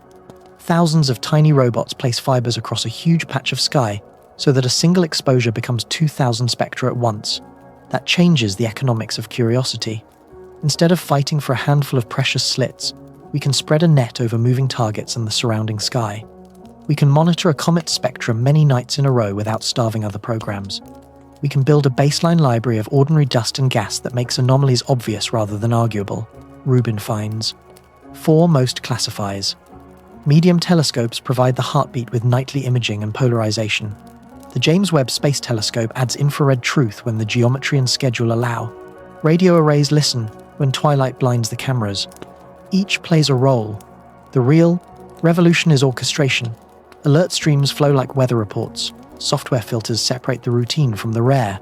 Triggers tell instruments when to pivot for a quick look, when to commit a deeper stare, and when to step aside because the signal is fading back into normal comet physics. Speed matters. A visitor can change faster than we book time the old way, so the community is building playbooks that move on minute and hour scales. Targets of opportunity are pre-approved. Observing blocks include interrupt windows. Data are processed on the mountain and pushed to servers before dawn. A graduate student in another country wakes to the plot and hits go on a polarization sequence before dusk at a second sight. The object never gets a night off, simply because a single facility had clouds. This new flow also lowers risk on bold claims. When an anomaly appears, it is not one frame from one instrument. It is a stack of independent looks that can be compared in near real time. If geometry is fooling us, the overlays will say so within days. If a compositional handoff is underway, infrared lines will confirm it before the rumor mill finishes a news cycle. If a tiny non-gravitational push begins to rise from the noise, astrometry from many small observatories can stitch it into a clean thread without waiting for a single giant telescope to find a gap in its queue. It is fair to ask what we missed before this era. How many interstellar small bodies slipped through with a faint wink we never linked across nights? Rubin's Cadence will answer that with statistics instead of stories. Dozens of visitors per year is a real possibility once the survey settles into rhythm. That turns one dramatic case every few seasons into a population you can analyze. Outliers stand out only when you know what normal looks like. A flood of normals is coming. There is a cultural shift hiding inside the hardware. Open alerts and shared follow-up are becoming the default. Teams gain credit for speed, for clean reductions, for coordination, not only for owning the biggest mirror. A small telescope with a clever cadence can publish the light curve that pins down a rotation period. A mid-sized telescope can own the polarization movie that proves a dust switch. A big telescope can take the deep spectra that close the compositional argument. No one instrument has to pretend it can do everything. Together they can do the one thing that matters, which is to reach the truth before the visitor fades. Picture the next 3i Atlas. Rubin spots it when it is still far and quiet. Foremost grabs nightly spectra as the first ices wake. Polarimetry catches the grain switch in real time. A network of astrometric stations logs positions every clear night, and the residuals begin to whisper whether motion noticed the fireworks. If the sky writes another paradox, we will have the cadence and the coverage to tell a clean story quickly. If the sky writes the ordinary in a flashy font, we will prove that too. The new watchers do not make mysteries rarer, they make answers faster and stronger.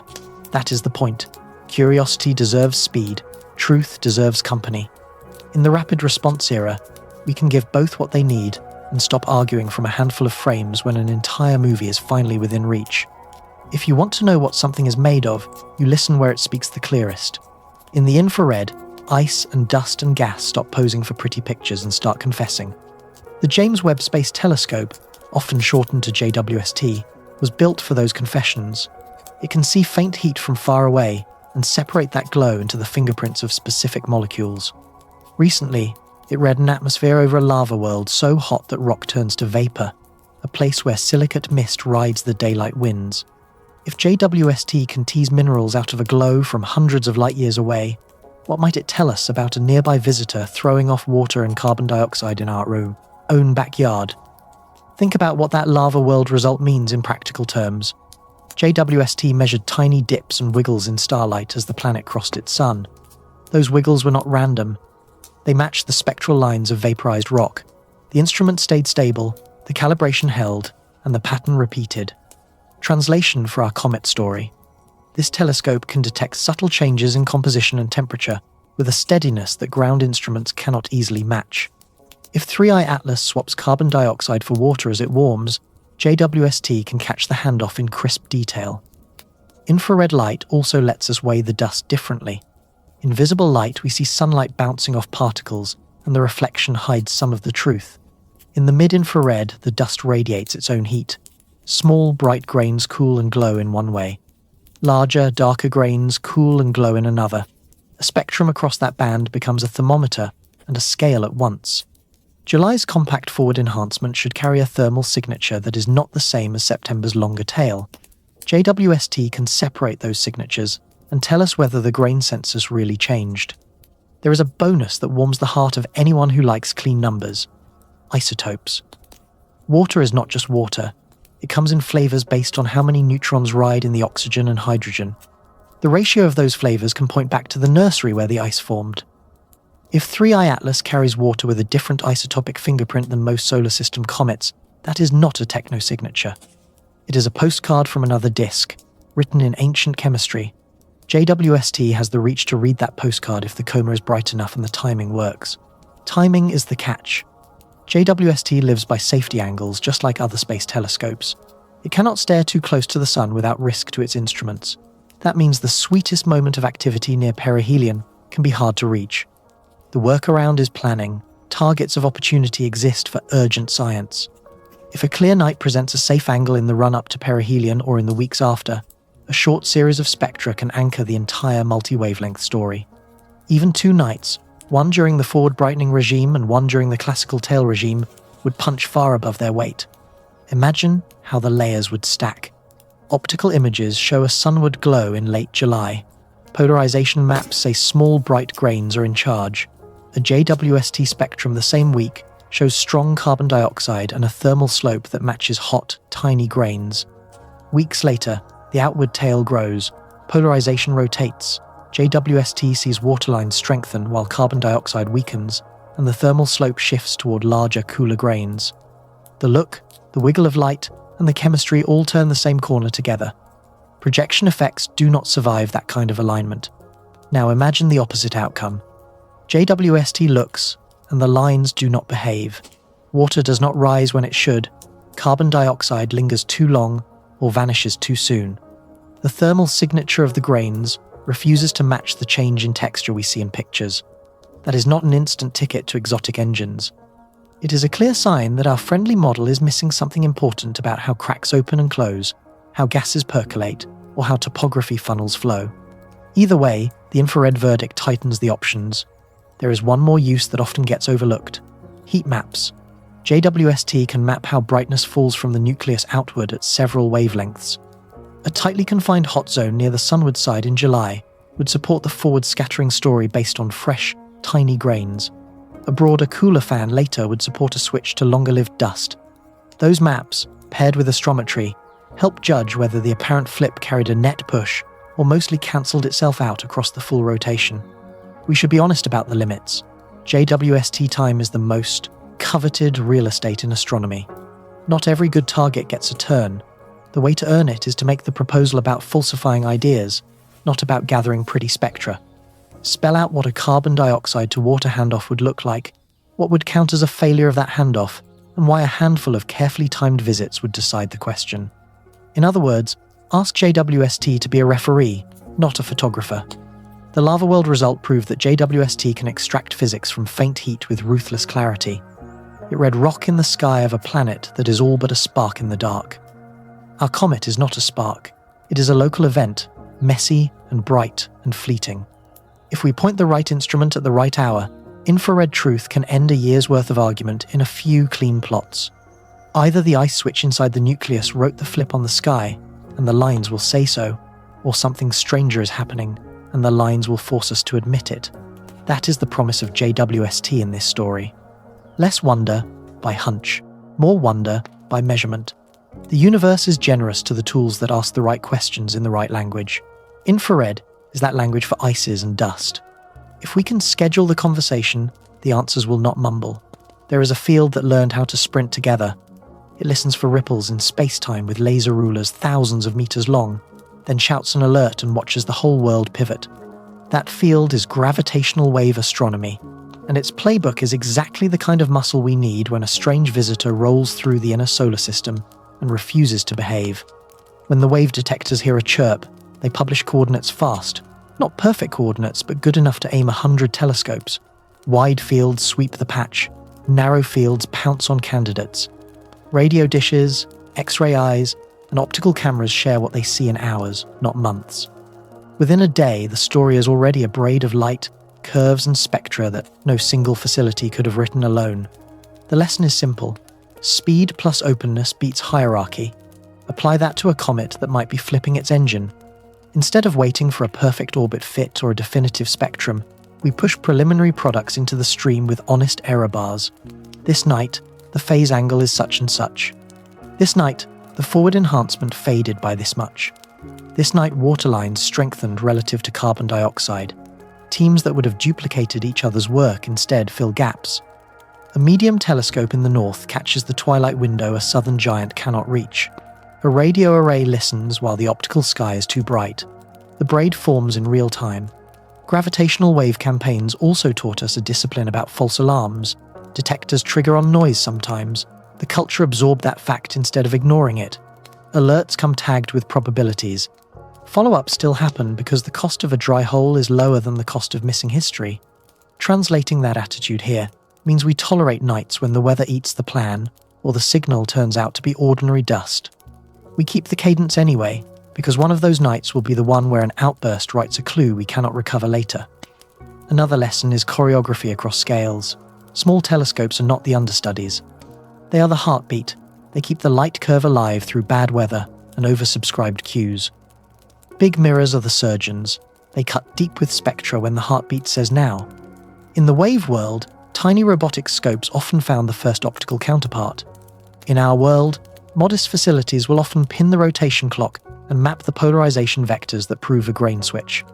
The giants will drop in for the chemistry and the hardest astrometry. Respect the relay and the baton arrives on time. Data pipelines matter as much as mirrors. Gravitational wave events forced astronomy to build open software that ingests a flood of alerts, ranks them, and routes them to the right telescopes automatically. The same scaffolding can tag a comet image with the geometry overlay, phase angle, and expected polarization behavior before the observer even closes the dome. It can warn that tonight's forward brightening is exactly what plane crossing predicts, so we do not overreact. It can warn that tonight's residuals push in a fresh direction, so we do not miss the moment to call in spectra. There is also a social rule worth stealing. Skeptics are in the room by design. The wave community invites people who love to break claims to the first telecon. They ask the mean questions early. Did you subtract the sky correctly? Did you check the catalogue for bent rulers? Did you hide any nights that were inconvenient? It stings and it saves time. When the claim survives that gauntlet, even rivals are ready to amplify it because they help test it. Do the same here, and we will waste fewer nights arguing past each other online. Funding follows momentum. Gravitational wave's success did not come from building one perfect instrument. It came from building a network that made each detection an event the public could watch unfold. Millions of people saw the light curve of a kilonova in near real time. That visibility turned into budgets for upgrades and new detectors. If we want rapid response interstellar science to mature, we should treat a dramatic comet season the same way. Share the vetted images with overlays, post the evolving spectra with plain language labels. Let people see probabilities move as evidence arrives. Curiosity is a renewable resource when you feed it responsible transparency. Finally, adopt the humility at the core of multi-messenger work. Most wave chirps are black holes merging with no light at all. Most comets will be ordinary once the data settle. In both cases, the only path to glory is to treat routine nights as rehearsal for the rare nights that change textbooks. That means we build muscle memory. We practice the alert. We practice the handoff. We practice publishing null results fast. We practice giving credit across a crowd. Then, when the universe decides to be generous or perverse, we are already moving in the right direction before the debate begins. The payoff for copying this playbook is not just speed, it is confidence.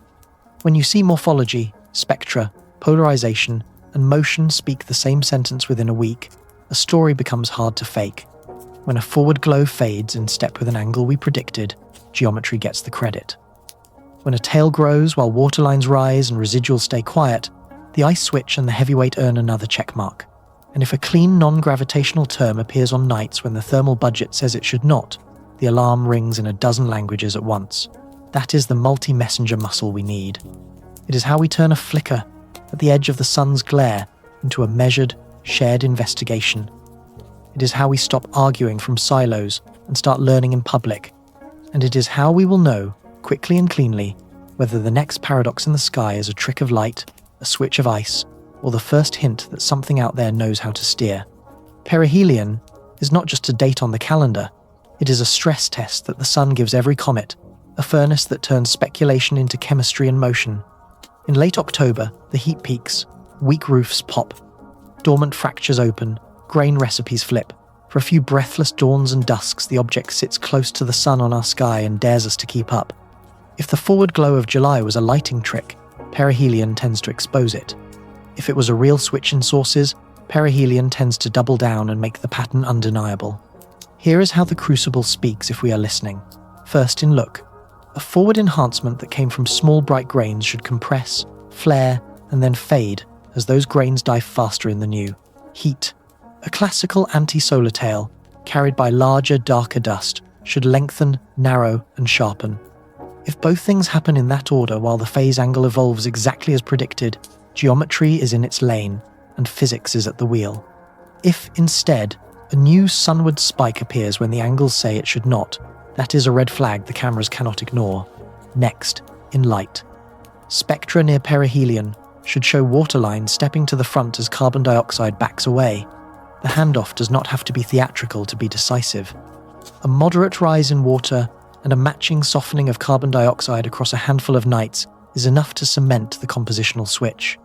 If the lines do not move, or move the wrong way, we revise the map of layers and fractures and ask whether topography, not chemistry, wrote the flip, then in wiggle. Polarization is sensitive to grain size and surface. Near perihelion, the polarization peak shifts with phase angle and grain mix. If small, icy grains still dominate, the vectors cluster tight near the head and carry a bluer tilt. If larger refractory dust takes over, the vectors spread and rotate with a redder tilt. Catch that change while the tail sharpens, and you have a three-part harmony between image, spectrum, and polarization that geometry cannot fake. Finally, in motion. Astrometry, in November and into December, is the scoreboard. Perihelion is where natural engines grow loud. If a non-gravitational term is going to breach the noise floor, it often does so after the heating peak, when new vents are awake and the rotation average push no longer cancels. We do not need drama. We need a steady, repeatable drift that points where the activity points. A faint, consistent outward acceleration that rises and then decays with the outgassing rate is a signature of ordinary physics. A sunward acceleration that persists beyond any reasonable thermal budget is a case we cannot dismiss with a shrug. December is where we add up the points. The geometry improves, the nights lengthen, the object is still alive but no longer buried in glare, positions stack into a clean thread, spectra stretch deeper. Polarization maps sweep a broader range of phase angles. The scorecard is simple to say, even if it is hard to earn. If look, light, wiggle, and motion all turn the same corner, the heavyweight and the canceller explain the quiet orbit and the noisy sky. If one of those refuses to follow the others, we circle it in red and ask for more eyes. There is a bonus angle if other eyes watched.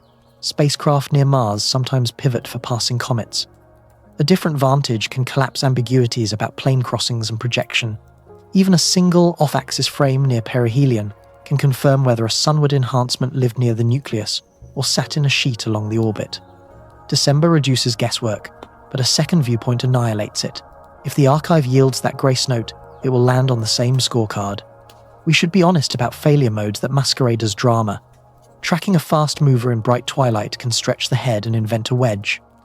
Background subtraction can erase faint fans or conjure them.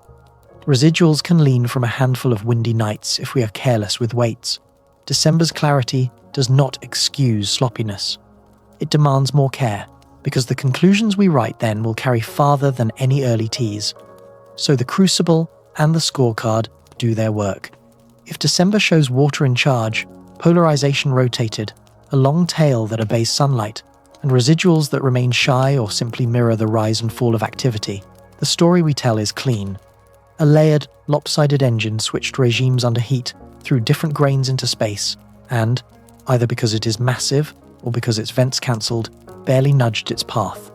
If December, instead, shows timing or directions that ignore heat and spin, or a steady push that outlasts plausible ices, we will have earned the right to reopen the strange file with better evidence than any single frame could offer. Either way, the furnace and the ledger will have done the thing science needs most. They will have turned a cliffhanger into a measured ending or a measured beginning. When that happens, the audience is not just entertained, they are invited to trust the next season of the search. Stories like this do not end with one headline. They end with branches, each with its own lessons and next moves. After perihelion and the December scorecard, the data will lean. Our job is to read that lean out loud. Here are the 4 endings the evidence can realistically deliver, and what each would mean for how we tell the next chapter. Ending 1. The layered engine wins. Images, spectra, polarization, and motion all turn the same corner. Early carbon dioxide, forward scattering, small bright grains. Later water, a classical anti-solar tail, larger darker dust.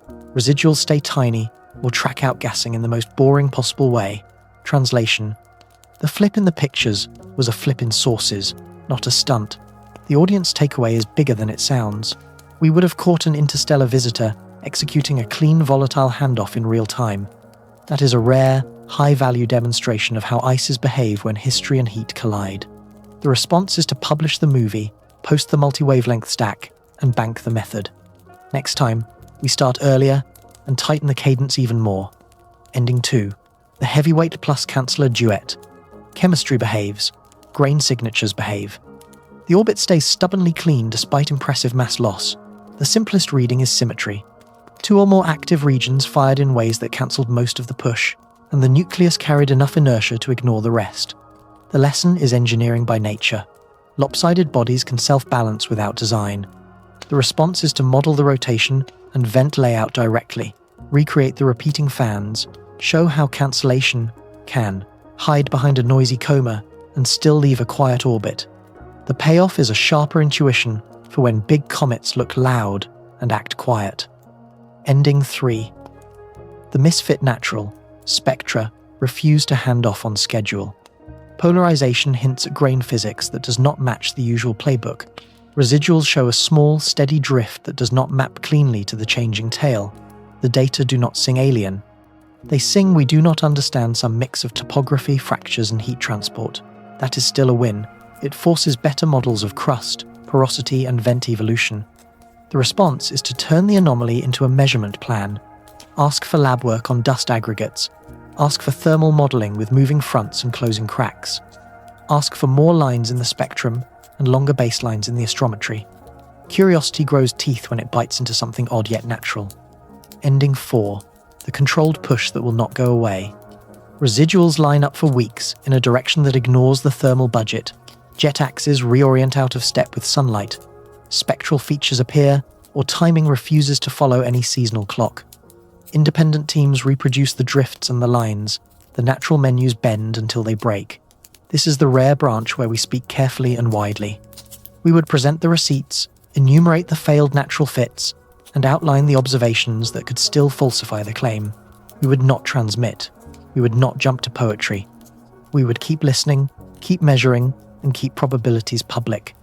If the pattern stays strange under harder light, history will come find us. It always does. Across all endings, some rules do not change. We show the overlays so geometry is never a mystery. We post the residual plots so motion never hides behind adjectives. We pair every dramatic frame with an honest line about cadence, error bars, and what we still need to know. We make the raw data findable and the reductions reproducible, so people can audit the path from pixel to plot.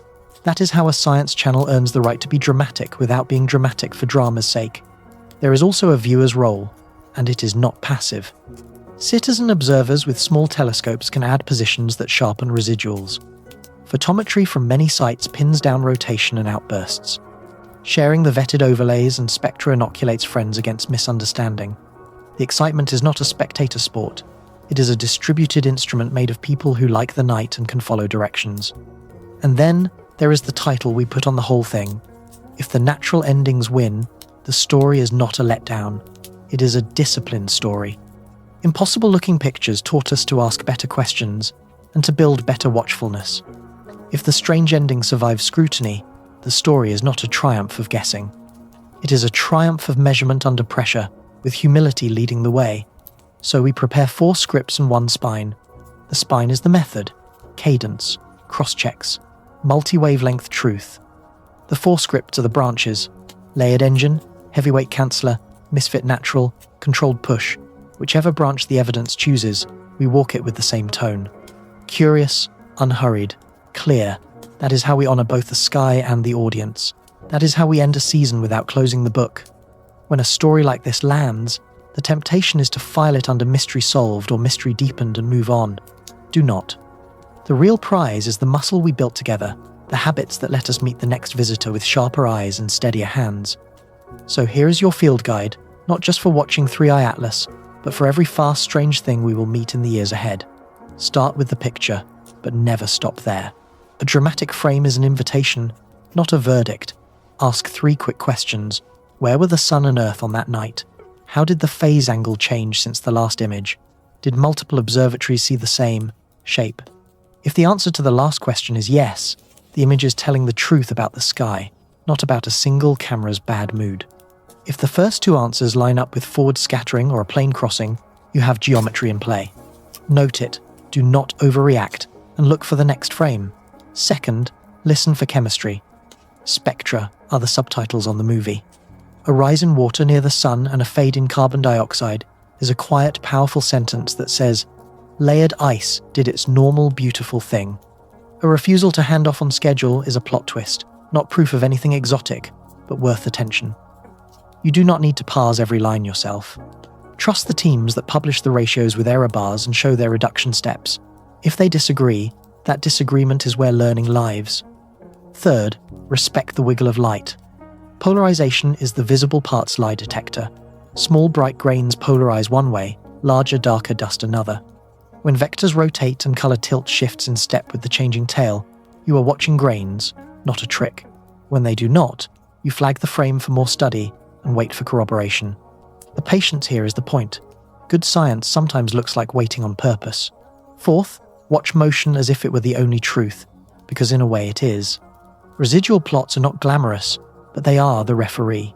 If a tiny, steady push appears that lasts longer than heat should allow, and points where sunlight does not, that is a real anomaly. If residuals stay tiny while the sky looks wild, that is a real constraint. Either result is interesting, and both keep us honest. Fifth, value cadence over spectacle. A dozen decent nights beat one heroic night.